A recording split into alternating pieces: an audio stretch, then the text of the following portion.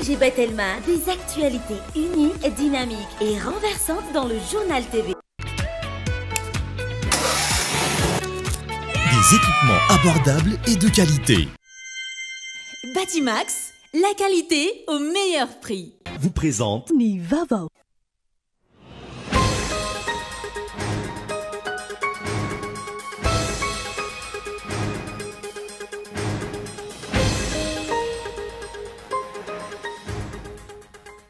Zava-dehibe ho an'ireo mpino katolika ny androandroany fankalazana ny nampiakarana ny Masin'i Maria tany an-danitra. Nanatanteraka fitaom-pivavahana maraina ireo fiangonana katolika rehetra manerana ny nosy ary samy nanana ny fomba nankalazaina izany. Nananao tombana ny asa vitan'ireo minisitra tsirairay azy ny filohan'ny repoblika ny andro ny omaly.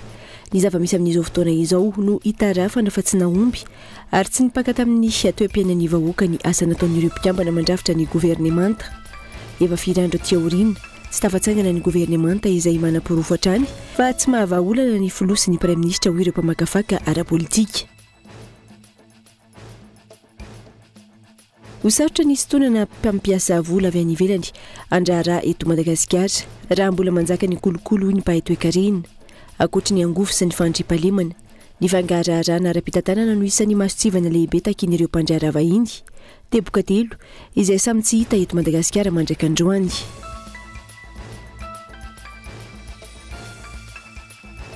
Tsy misitraka ny zony hiala sasatra intsony ny akamaroan'ireo zaza malagasy amin'izao vanim-potoana ny fialan-tsasatra izao. Anton'izany ny fahasahirana ny iainan'ireo ray aman-dreny amin'ny fitadiavana vola ampianaran-janaka fa ihany koa ny fitadiavana eo amin'ny fiainana andavanandro. Maro amin'ireo sekoly tsy miankina eto Andrenivohitra araka izany no miroso amin'ny fanaovana atelier de vacances entina ampialana vola ireo mpianatra sy ampitomboana ny mari-pahaizan'izy ireo. Any ivelany 20 taona ankehitriny ny débarquement de Provence.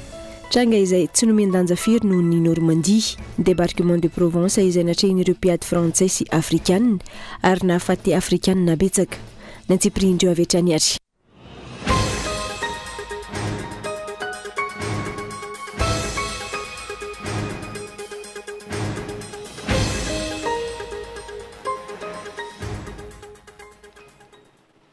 Falitafoana amin'ny andreny tena tomboko lasety mikivavy ato anatin'izao fampahalalam-baovao izao ho aterina ny arahaba ary manasanao mpitiavana anjo izany hatramin'ny farany.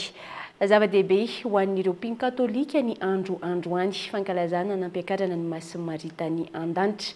Nanatanteraka fitaom-pivavahana maraina ireo fiangonana katolika rehetra manerana ny nosy ary samy nanana ny fomba nankalazana izany. Fitsinokoloina. 10 Aogositra. Andro Ana Maria n'ireo mpino katolika ny nampiakarana ny Masin'i Maria tany an-danitra na Assomption. Nankalazaina izany tamin'ny alalan'ny sorona masina maraina ho an'ireo fiangonana katolika manerana ny nosy. Tome fiolona araka izany ny fiangonana. Ny tena hevitra izay aloha ny hoe fampiakarana Masina Maria dia ao amin'ny katolika misy ny hoe dogme. Efa tamin'ny Vatican izany tamin'ny Vatican faharoa izany hoe dogme izany dia finoana mikasika Masina Maria nefa tsy maintsy hinoana. Ohatra hoe Virginy izy Virginy mandrakizay izy ao anatin'ny dogme izany ampiakarina ambony hatrany an-danitra izy ao anatin'ny dogme daholo izany finoana izany. Raha ny tetsy amin'ny fiangonana Ekarandohatapenaka tsy nisy sakramenta saingy tonga maro ireo mpino raha ny fanazavana. Arakaraka ny hoe andro voatidoha-masinina azy dia tsy mitovy any alahady izy aloha fa na elanelanandro ary dia maro ny olona mivavaka mihoatra ny alahady ary satria natao fitaom-pivavahana tokana tetatoerana dia maro ny olona ny tonga. Raha mifanao teo amin'ny fiangonana aloha hatramin'izay dia nasiana ny sakramenta mba hoe vavahan'ny olona ao amin'ny andro voatidoha-masinina fa tamin'ity dia tsy nasiana satria hoe jerena hoe mazoto ve ny olona mamonjy an'ilay hoe Assomption dia jerena ny olona tena morohatra mamonjy an'ilay fankalazana manokana ao amin'ny fiangonana. Ny eo amin'ny tantaran'ny fiangonana katolika no iverenana fampiakarana ambonahitra ny vatana sy fanahin'i Maria any an-danitra ny Assomption, fiakaran'i Jesosy Kristy velona any an-danitra ankila ny Assomption. Samy manana fotoam-bavaka nanatanterana azy ireo fiangonana manerana nosy ho amin'ny androany.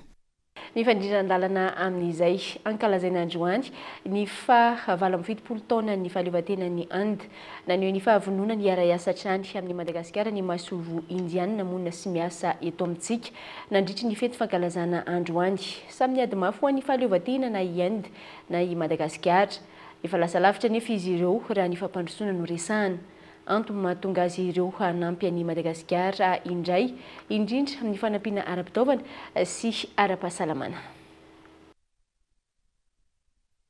Afa dia nananao tombana ny asa vitan'ireo minisitra tsirairay azy ny filohan'ny Repoblika ny andro ny omaly ny zava-misy amin'izao fotoana izao no hitarafana fa tsy naomby ary tsy nipaka tamin'ny toe-piainan'ny vahoaka ny asa nataon'ireo mpikambana nandritra ny nandrafitra ny gouvernemanta efa firy andro aty aoriana tsy tafatsangana ny gouvernemanta izay manam-pirofatra any fa tsy mahavaolana ny filoha sy ny prime ministre hoy ireo mpamakafaka ara-politika. Henri Florian. Araka ny fampitam-baovao navoaka ny fiadidinan'ny Repoblika ny andro ny omaly nampiantso ireo ministra sy ny prime ministre teo ny anivon'ilay mpampanjakana Iavoloha ny filohan'ny Repoblika Andry Rajoelina antony fampiantsoana araka ny fampitam-baovao hatrany ny anaovan'ireo ministra tsirairay avy ny tombanezaka ny asa vita nandritra ny 7 volana izay niasana izy ireo izay ho an'ny mpanara-baovao mipetraka ny fanontaniana hoe inona marina moa izany ny programa nasan'ireo ministra ireo izay tokony notanterahiny nandritra izay 7 volana izay tsy fantatry ny vahoaka akory izany ka tsy hay ny andrefesany ny asa vita sy ny tsy vita fa raha nihita trano tao anatin'ilay fampitam-baovao izay navoaka itsy nahatsapa ny filoha fa nateo aza ny fianianana izay nataon'ireo ministra tsirairay avy maro ireo fanamba napetraka no tsy tantaratra ary tsy nipaka mivantana tamin'ny toe-piaina ny vahoaka malagasy banego mipetraka ny hoe maninona no izao vao manao ny tombana ny filoha raha toka ireto ministra ireto izay efa nametra-pialana iray volana mahery izay ny farafaratsiny zany raha tamin'ny premier mandat zao dia tsy nisy herinandro akory dia voatendry ny filoha ny ministra dia aty aoriantsika lasa miandry ray volana izy ny fanontaniana mipetraka zany dia hoe inona no olana tsy nahafahany nanendry ireo ministra tao anatin'izay tao anatin'ny 10 andro tao aorianan'ireny prime ministre natao anatin'ny ray volana nindreny prime ministre fa izao izy lasa voatendry nanao tombana tao anatin'ny ray volana izy zany tokony efa azo niverina hoe efa nanao tombana izy zany hoe raha voatendry ny prime ministre dia tokony efa nivory teo izy ny filoham-pirenena dia nataony tamin'ny fotoana iny ilay tombana manaporofo ny tsy fahombiazana izay nataon'ireo ministra ireo ny zava-misy eto amin'ny firenena amin'izao fotoana izao raha ny fanehoan-kevitra ireo mpamakafaka ara-politika hatrany ny zavatra tonga dia hita aloha zany dia hoe tsy tena mipaka tany amin'ny vahoaka ny asa nataon'ireo ministra tao anatin'izay 7 volana zay satria raha ny zavatra nitenenina dia tokony mba farafaratsiny zany misy ny délestage fa miena zavatra nanahirana nefa ny hita fa dia mihamafy lay fatapahan-jiro mihamafy lay tsy fisindrano indrindra fa ho an'ny tanan-dehibe tsy Antananarivo rery fa na Mahajanga na Antananarivo na tanan-dehibe hafa dia saiketratra'izay avokoa eo ihany koa ny olana tsy fandriam-pahalemana hitantsika fa misy foana ny kidinampina ny Anjozorobe sy amin'ny faritra amin'ny fanakaikana azy amin'ny Akazobe ihany koa dia misy foana zany no tena olana dia satria hita loatra fa ny tavozavoza ny filoham-pirenena nanendry ireo ministra 7 volana katroka omaly raha teo no nahavoatendry ireo ministra ireo na eo aza ny fihetsiketsehana maro samihafa tsy manantena ninninona amin'ny mpitondra fanjakana ny vahoaka malagasy raha ny olana misy no jerena fa hosarotra ny sintina mpampiasa vola avy any ivelany andraraha eto Madagasikara raha mbola manjaka ny kolikoly hoy ny paitoekarina ankoatra ny angovo sy ny fandriam-pahalemana ny fangararana ara-pitantanana no isan'ny masosivana lehibe takin'ireo mpandrara vahiny teboka telo izay samy tsy mbola hita eto Madagasikara mandrakandroany. Tsy nisy mpandrara vahiny nisy safidy ampiasan'ny volana eto Madagasikara. Ny teo azy maro ny nangoronetana vokatry ny fiamoran'ny firenena eo amin'ny fiadiana amin'ny kolikoly. Nanakoako maneran-tany ny fanondranana volamena sy ireo biby tsy fahita fa tsy eto Madagasikara. Nanatevina izay fahalotony saran'ny firenena eo amin'ny sehatra iraisam-pirenena izay ihany koa ny Rara Romy Andrianarsoa. Ny tazapotsiny sy toa tsy hitandreo ambaratonga pahefana isan'ambaratongany zany tsy magaga raha ambony ny tany tsy fananana asa ankehitriny. Ny resaka rara kolikoly aloha amin'ny ankapobeny dia manimba sary ny firenena malagasy ary mampitsoaka ihany koa ireo zay tia piasa ny volana eto Madagasikara manampy tosika an'izay moa ty olana zay mbola tsy voava amin'izao fotoana izao ty resaka angovo tia iny koa anisan'ny sakana ray lehibe eo ny kolikoly eo sy ny fitoniana ara-politika fa eo ihany koa ty resaka angovo ty zay tsy ampy amin'ny herim-pamokarana dia mampitsoaka ary tena mampitsoaka ny ampiena be an'ireo mpampiasa vola vahiny ho tonga teto amintsika. L'exemple vient d'en haut hoy ny fiteny vahiny zay fa ireo nantenaikanirina eto amin'ny firenena io nampivandravandrio iny arana itiny nataon'ny filoha manoloana ireo trangana kolokolo-goavana fa nazava ihany koa ny teny ny tale jeneralin'ny Bianco fa mbola miandry loharanom-baovao marim-potitra indray manoloana ny raharaha Romivos tranga izay maneho fa tsy mbola vonona ampiatra ny tany-tandalàna ireo nampindramina nefa efana. Nasika eto Madagasikara efa natao reny mise en place na birao maro isan-karazany reny adivana ny kolikoly eo ny Bianco eo ny PAC fa anisany tena lahara-pahamehana aloha amin'ny fisintomana an'ireo mpampiasa vola vahiny dia ilay bonne gouvernance ny fanjakana tsara tatana ary tokony ho porofona miainga avy any amin'ny ambaratonga ambony ara-pitantanana izay resaka fangararahany eo amin'ny resaka fitantanana izay. Ny faharoa ny fisintomana mpamatsy vola ihany koa dia ilay fanomezana an'zareo antoka amin'ny fampiasam-bola izay ataony eo ny resaka fandriampahalemana eo ihany koa ny resaka angovo. Inona no antom-pisian'ireo rafi-pitsarana sy rafitra mahaleo tena samihafa natao hiadiana amin'ny kolikoly eto amin'ny firenena hoy ny fanontaniana apetraky ny mpanara-baovao raha mitaza-potsiny ireo trangana kolokolo-goavana izay efa voapirofo. Tsy azo tombony amin'ny fiara-miasa amin'ireo firenena-dehibe izany Madagasikara raha tsy mahay mametraka mazava ny politikany ny fitondram-panjakana hoy ny manam-pahaizana momba ny fifandraisana iraisam-pirenena ankoatra ny fitondrana sy ny fiandrianam-pirenena manan-karena ny firenena saingy mbola ny vahiny no mitavana azy ankehitriny arena izay tokony ahafahana mametraka mazava ny toerana sy ny lanja ny firenena malagasy. Yves Richard.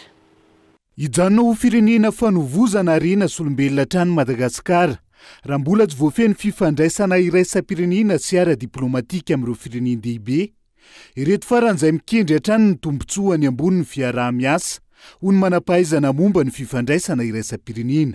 Tsika eto Madagasikara zany dia mazava ho azy fa ny tombotsoany ireo firenena-dehibe ireo no katsany eto amintsika fa tsy ny tombotsoany ny malagasy velively aloha azavo zay ohatra hoe ny masovoan'ny Amerikanina eto Madagasikara dia ny contribuable Amerikanina no mandoa hetra ho fampandehanana ny masovoany tsisy Amerikanina dala mihitsy akory ka hoe andoa hetra ka hoe hoan'ny tombotsoan'ny malagasy tsirairay avy ohatra zany koa ny masovoan'ny frantsay masovoan'ny sinoa etc. Azo avadika ho hery ahafahan'ny firenena sy ny vahoaka malagasy manova ho amin'ny tsara kokoa ny zava-misy ankehitriny ankilany ny fifandraisana amin'ireo firenena-dehibe ireo hoy hatrany ty manam-pahaizana momba ny fifandraisana iraisam-pirenena ity.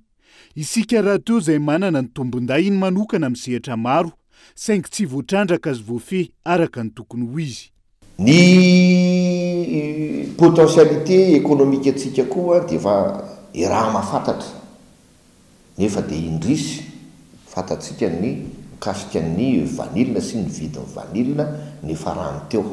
Biodiversité antsika eto amin'ny firenena izay tsy misy afa-tsy eto amintsika ny akabeazany azotsika tsandrahana zany mba ahafahantsika tsika indray ny manery ireo mpanao recherche scientifique azahoana tombotsoa. Raha ny zava-misy amin'izao fotoana izao mampametra-panontaniana ny fomba hitondrana ny diplomasia malagasy hoy ity manam-pahaizana momba ny fifandraisana iraisam-pirenena ity. Raha nosy malagasy aty amin'ny ranomasimbe indianina resaka bazy militaire ho antsiranana miady zay tombotsoa amin'ny pirenena izay marina ve mpitondra fanjakana.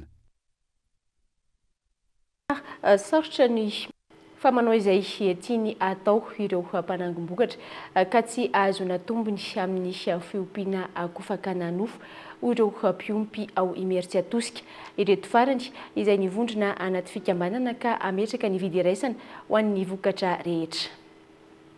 Vidina provandy miakatra be foana dia nefa ny amin'ny vidina koa izay tian'ireo mpiantoka angalana ny vokatra dia matiantoka be izay nefa io mba fivelomanay tatsapy iompy. Raha ny fitarainana ireto mpiompy akoho ireto, 7 ariary isaky ny kilao no akany mpanangom-bokatra, lanja velona ny akoho vokarin'izy ireo. Mahalany hatrany amin'ny 4,2 ariary nefa ny akoho iray ao anatiny 10 andro, mandrabivoaka azy ka amidy. Manao izay tiana atao ireo mpiantoka, ka anairana ny tompona andraikitra hijery akaiky sy hitady vahaolana. Somary manao fanairana kely ny fitondram-panjakana Mahefa, ny ministera ny agriculture sy élevage mba hijery akaiky ny momba ny resaka fiompiana poulet de chair. Eo ampiandrasana izany, ny vondrona ka nanangana fikambanana ireo mpiompy akoho eo anivon'ny commune na Emertsetosika. Ao anaty fikambanana no ametrahana vidy iraisana, ka izay mpiantoka sa miditra, io vidina akoho apetraka io no ahazony vokatra. Tokony hoe tsy ho latsaky ndray alina fotsiny dia zareo indray mba maka an'izay ambonin'izay ihany satria mifandiniana ambony latabatra tsy mihena mihitsy ny vidina akoho, nefa ny fangalana aty aminay tena latsaka be. Miombon-kevitra amin'izany ny ben'ny tanàna, saingy nanamafy hatrany, fa mila tolo-tanana sy fanaraha-masoakaika, ary indrindra fanampiana ireo tanjaham-piompy ireo.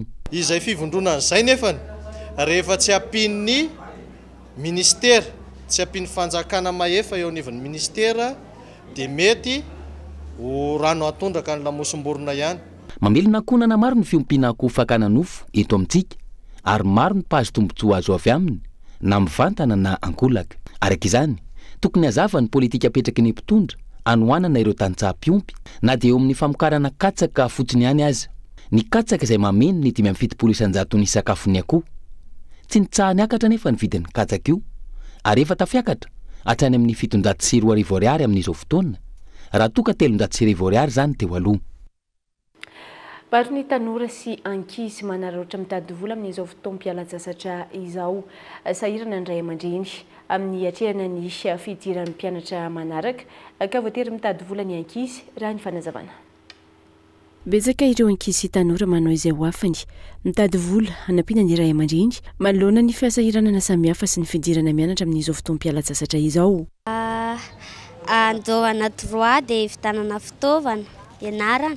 Sahirana ndray aman-dreny satria izy rehetra satria dadanay efa tsiotsony, dia zandrinay koa mbola anankitelo, zandrinay mbola 2 dia mbola mianatra, dia tsy maintsy mitady vola rehefa vacances. Tsy mahita izy, tsy mbola mahita akoatr'izay, mbola izay ihany, sady mbola tsy ampy taona. Tsy vitsy ireo misafidy ny vatra ny arovava-orona manoloana ny Ashera. Tsy betsaka mantsy, latsaky ny 5,000 ariary ny masokarena amin'izany, ka izay no antony safidy. Efa tamin'ny taon-dasa no nitady vola amin'ny alalan'ny fivarotana arovava-orona ny Natalia, 13 taona, rehefa fotoam-pialan-tsasatra tahaka izao. Manodidina ny 10 isan'andro ny arovava-orona lafony. Efa mavita izay ho vitany amin'ny karazana vola tsy maintsy alohany ampianarana, amin'ny fidirana ny tombony io raha ny fanazavana. Mitady volako, ahirana ny ray aman-dreny, anaovana droit ampianatra, dia vitanana fitaovana. 10 tombarotra amin'ny kasibosy dia misy ny vitany dia misy ny tsy vitany. Izay tsy vitany ataon'ny ray aman-dreny. Sitrapoko, vitana mamanay mbola efa antitra. Misakana izay mandalo manenjika fiara, izay ny fomba fivarotana arovava-orona nataon'ireto ankizy ireto, mpianatra avokoa ny akamaroany. Ny safidy ity toerana ity anaovana io asan-tselika io izy ireo noho ny eto be mpivezivezy makao amin'ny hopitaly. Manodidina izay hatrany dia tsy misitraka ny zony hiala sasatra intsony akamaroany ireo zaza malagasy amin'izao mampitoana ny fialan-tsasatra izao. Anton'izany ny fahasahiranana iainan'ireo ray aman-dreny amin'ny fitadiavana vola ampianaran-janaka, fa ihany koa ny fitadiavana eo amin'ny fiainana andavanandro. Maro amin'ireo sekoly tsy miankina eto Andrenivohitra araka izany no miroso amin'ny fanaovana atelier de vacances entina ampialana voly ireo mpianatra sy ampitomboana ny faripaizan'izy ireo. Christian Dimbo mitratritsy ny antsipirin'izay. Vitsy amin'ireo mpianatra eto Andrenivohitra amin'izao fotoana izao no mivoaka ny faritra na manao fialan-tsasatra any ivelana Antananarivo renivohitra ao anatin'izao vanim-potoana ny fialan-tsasatra izao. Antony voalohany mahatonga izany ny fasahirana ny ray aman-dreny amin'ny fiainana amin'ny andavanandro, fa eo ihany koa ny fahasarotana amin'ny fanomanana ny fidiran'ny mpianatra. Tsy mahagaga araka izany raha mijanona eto Andrenivohitra manampy ireo ray aman-dreny avokoa ireo ankizy ireo. Na izany azy mila fiomanana ara-tsaina sy fahavononana ny atrehana ny taom-pianarana vaovao antony ny karakaran'ity sekoly tsy miankina iray ity ny atelier de vacances hoy ny tompona ndraikitra izay nanaovana fanadihadiana. Ny antony nanaovana ny activité de vacances de voyage moa le thème. Rehefa vacances de voyage foana no anatin'ny sain'ny ankizy. Zavatra mitranga nefa ndray aman-dreny mbola tsy nahazo congé, ny ankizy efa lasa vacances. Dia ao anatin'izay koa nefa mandritry ny vacances tsy lasa raha miala sasatra fotsiny ankizy fa tsy miova zavatra atao dia tsy mety. Dia mila atambatra daholo izay rehetrarehetra izay, mila ampiakarina ny lentan'ny ankizy, mila manao découverte ny ankizy. Dia misy eritreritra an-tsiro hoe andao ataontsika voyage ny thème ny atelier de vacances atsika. Dia amin'izay izy sady mahazo culture générale moa sady misamusé. Zavatra tsy mbola fahita tao anatin'ny taom-pianarana no entina amin'ireo mpianatra ao anatin'ny atelier de vacances ity. Izy ireo izay ampianarana sady ampivelatra ny fomba fikarohany ho hatrany ny fanazavana. Tena maro mihitsy ny hoe zavatra mampitombo lentana azy satria zavatra mbola tsy fahita nandritra ny taom-pianarana mihitsy zany le izy tena hoe tontolo vaovao mihitsy ny hitana mandritra nyty atelier ity dia miala amin'le andavanandro mpiainana izy tao anatiny hoe nianatra be foana nandritra ny taom-pianarana, nianatra lesona, nianatra sy zavatra omen'ny mpampianatra sy ny mpanabe fa tamin'ity zany ary zareo mihitsy ny manao découverte dia zareo mihitsy ny créer an'le zavatra hitany a partir an'le zavatra hitany zany ao anatin'le ohatrany hoe tontolon'le toerana nandianany zany dia izay no mampiavaka azy ary zavatra be dia be no hitany ampiakatra ny lentany zavatra fantany sy ny zavatra hainy. Miendanja andro manalina ny faripahaizan'ny zaza malagasy ary tsy mitsahatra mitotongana ny rafim-panabeazana eto amintsika ho hatrany ireo mpisehatra amin'ny fampianarana. Andrasana izay vahaolana aroso mpitondra fanjakana indrindra ny vokatra azo tsapahitanana eo amin'izay fanatsarana ny tontolo ny fanabeazana eto Madagasikara izay. Vetivety ao anaty dokam-barotra fohy isika dia aorian'izay ny tapany faharoa ny fampahalalam-baovao.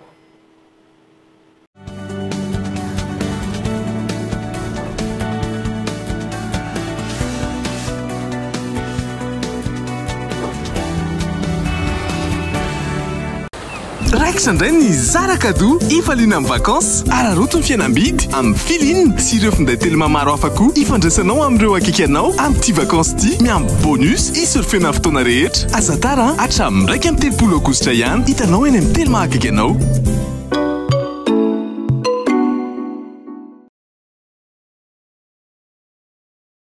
Batimax se rapproche encore plus de vous.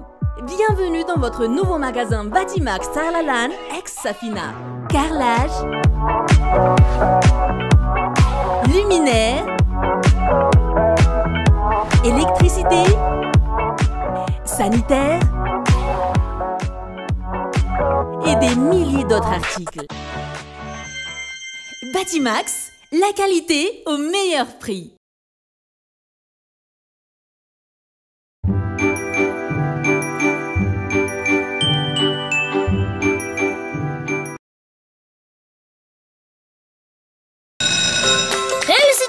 Avec Bic.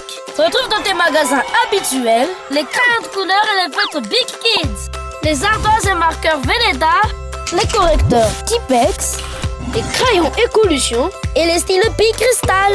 Vive la rentrée avec Bic!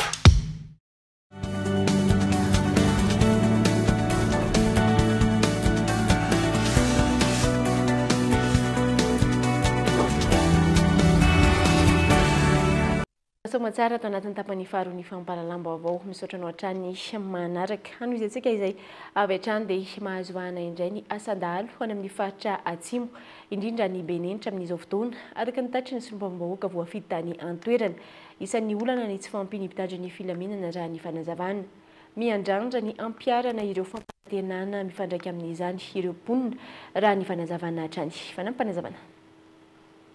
Benenitra zany dia toerana faritra bara miompiompy manjaka ny asan-dahalo amin'izao fotoana zao any amin'iny faritra atsimo iny ary lasibatra ao anatin'izay ny distrikany Benenitra ka voalaza tomboana anisan'ireo mpitandro filaminana hampitomboana an'ireo atoboparitry ny zandary sy ny polisy sy ny miaramila ary ny tafika ihany moa zany voalaza tao aby zay ka ny andrasanay ary mbola anatonanay an'ireo tompona ndraiky tatandrify an'izany mba isitrahany distrikany Beninitra an'izay fanamafisana ny fandriampahalemana sy fitandrovana ny fandriampahalemana zay fa manjaka ny dahalo any amin'iny faritra iny. Any Mahajanga dia fitaom-pivavahana lehibe ho fisaorana an'Andriamanitra no nanokafana ny fihaonam-ben'ny mpitandrina FJKM Ombambadiny izay atao Mahajanga nanomboka omaly hatramin'ny alahady izao. Anja Robert, Kody Mahajanga. Miorena tsara aza miova kortiana voalohany toko fa 520 io no teny soratra masina no enti ny fiangonana FJKM manamarika ny fihaonam-ben'ny mpitandrina FJKM sy ny vadiny izay tanterahina eto anivon'ny synode partany Bona Vaovao ny 17 hatramin'ny 18 ny volana Aogositra 2024 sy 2025 ka fitaom-pivavahana ho fisaorana an'Andriamanitra sy ho fanomezam-boninahitra azy ny amin'ny fitantanany sy ny hitantanany hatrany ity fihaonam-ben'ny ny mpitandrina ity no nanokafana izany ny maraina ny alarobia 17 ny volana Aogositra izay natao tao amin'ny FJKM Ziona Vaovao. Misaotra an'Andriamanitra tokoa izay aminany amin'ny foba FJKM ny amin'izao fanombohana ny fihaonam-ben'ny mpitandrina miisa eo amin'ny antsoina hoe 3 arivo latsaka eo no mpitandrina vady manatrika an'izao fotoana izao ny vady amin'ny zana moa tonga eo akeo fa tsy saina inona ny tanjona ao anatin'izao fihaonam-be izao ny anankiray lehibe izay ao anatiny dia ny atao hoe fiombonana amin'i Jesosy Kristy raha Andriamanitra ray zanaka fanamasina ary fiombonana ihany koa anatin'ny fiangonana fiombonana mpiara-miasa izay ampianarina ao amin'ny fihavanana mba tonga tokoa hitondra fandriampahalemana sy fifankatiavana eo amin'ny fiainana hitondratsika vilazona tsara. Faharoa dia fahamasinana izany dia milaza hoe voatokan'Andriamanitra ary tsy misaraka amin'ny fahamasinana ny fahamarinana izay ampianarina sy atao izaraina ka te zatra any amin'ny taranaka hatrany amin'ny fiangonana hatrany fiarahamonina dia iaina amin'izany fahamarinana araka an'Andriamanitra sy fahamarinana eo amin'ny sehatra misy ny tsiraray avy izany ary ao anatin'izao koa ny amerenana ny fiangonana hoe izao indray no lalaka izorantsika ny amin'ny taona mifandimby mifanaraka andraisan'ny olona tokoa ny famonjena manoloana ny atao hoe olana ara-tsosialy ara-toe-karena indrindra ihany koa ny amin'ny fitondran-tena sy ny ara-panahy dia zava-dehibe eo anatin'izao fampianarana izao ny mamerina ny olona fahamarinana araka an'Andriamanitra. 5 andro zany izay no manatrika izany ny fihaonam-be. Manodidina ny 3 arivo eo ny mpitandrina Ombambady avy amin'ny faritra manerina ny Madagasikara no tonga manatrika ity fihaonam-ben'ny mpitandrina FJKM eto Mahajanga ity. Mila mifampitrotroam-bavaka ho an'ny firenena ny kristianina rehetra eto Madagasikara manoloana izao fahantrana sy olana mianjady amin'ny firenena izao ho ny teo anivon'ny VDFI na ny vondrom-bavaka dian'ny finoana androany. Antopisin'ny hetsika andresy Madagasikara andihan'ny faharoa na ny hetsika lehibe natao hitoriana ny asa ara-pilazantsara manerana ireo tanàna 13 eto Madagasikara ny favana 20 hatramin'ny faraka 20 Aogositra ho avy izao. Panampanazavana.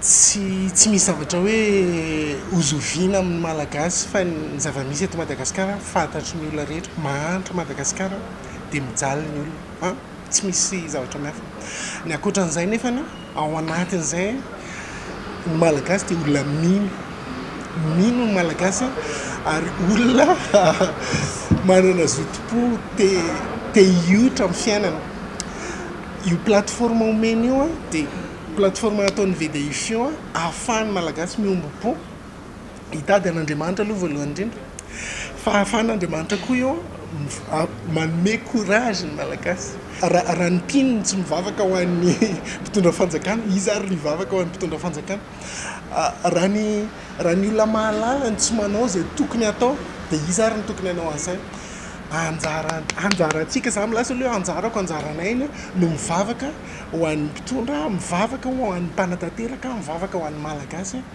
dia ao anatin'izay ny ambaratonga ny zavatra tadiavina dia zao hoe famonjena. Tsy fandriampahalemana dia mikaikaika manoloana ny firongatry ny tsy fandriampahalemana amin'izao fotoana ireo mponina ao anatin'ny faritra Vatovavy. Ny tsy fandriampahalemana izay manjaka ary miamahazo vahana andro manalina any an-toerana. Antony anaovan'ireo mponina Antsoavo amin'ireo tompona andraikitra mahefa hijery akaiky sy hitondra vahaolana aingana manoloana io tsy fandriampahalemana io. Mirongatra amin'izao fotoana ny tsy fandriampahalemana ao anatin'ny faritra Vatovavy. Nanomboka ny volana Jolay lasa teo, olona miisa 7 ny fantatra fanamon'ny ainy tany an-toerana 12 hafa kosa naratra mafy vokatry ny fanafiana amin'ny tampiadina nataony ireo andiany Jolay. Ny alahady 4 Aogositra lasa teo Ambatolampy Mananjary, olona roa mpivady no nesy namono tamin'ny fomba feno abibina. Ny tao omena lambo maro fototra distrika ny Mananjary kosa indray ny alatsinainy 12 aogositra izay mpianakaviana iray mpivarotra no niara ny fanafihana amin'ny tapiadina ka naratra vokatry ny tifitra nataony ireo jolahy raha naratra niaraka taminy ihany koa ny vady aman-janany izay toerina moka vola. Tahaka izany ihany koa ny tao Soavina distrika ny Nosy-Vatrika, ny tao Ambodirafi ary ny tao Fanadina. Manoloana izany manao antsoava amin'ny tsirairay indrindra ireo tompony andraikitra mahefa samy andraina andraikitra tandrify azy ny solombavim-bahoaka ny Nosy-Vatrika. Eto dia mangataka senaby mba samy ho tompony andraikitra. Raha misy olona mampiaya any amin'ny zana-tanàna any amin'ny fokotany hiantso malaky faran'izay malaky tompony andraikitra na ny sefy fokotany na ny lehibe ny fokon'olona mba hijerena haingana n'ireny olo vahiny sy fantatra tonga makao an-tanàna mba hisiny ny fanadiadiana makasika n'ireny olo tonga reny mba hisiny ny ady amin'ny tsy fandriam-pahalemana izay. Jeivana isan'ny antony mampirongatra ny tsy fandriam-pahalemana ao anatin'ny faritra Vatovavy ny tsy fampiany brigady na posta fixe natokana ho an'ireo mpitandro filaminana. Antony angatana ny siny izay fametrahana brigady amina toerana maro izay sy ny ampitomboana isa ireo mpitandro filaminana izay misahana ny fampandriana fahalemana any an-toerana.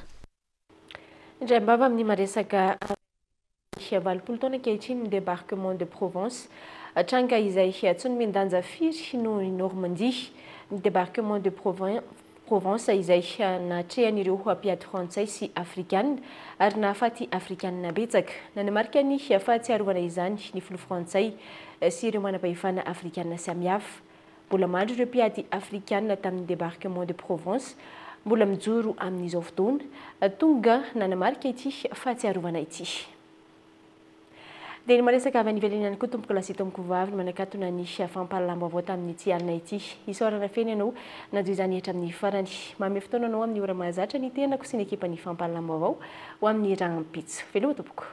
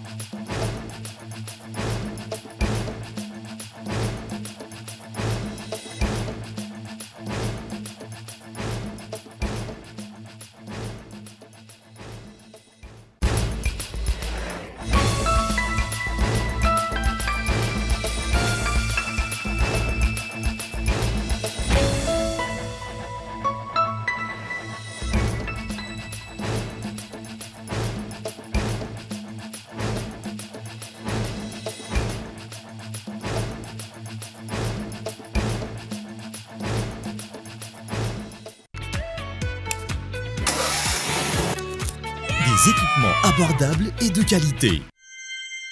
Batimax, la qualité au meilleur prix. Vous a présenté Nivavo.